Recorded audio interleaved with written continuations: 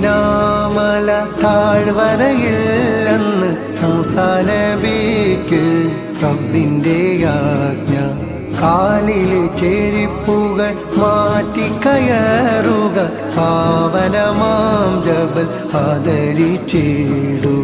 ഏഴാനാകാശം താണ്ടി ബൈത്തുൽ മഅ്മൂറും സിദ്റത്തുൽ മുൻതഹയും എല്ലാം കടന്ന് റബ്ബിൻ മുന്നിൽ മുത്ത് റസൂല് ആ പാദം കണ്ട് റബ്ബിന്റെ അരുള്.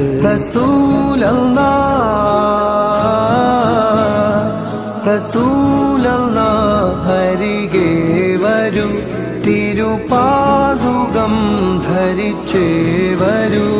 ആ പരിഗണനയുടെ കാരണം അവർ അഷ്റഫുൽ ഖൽഖ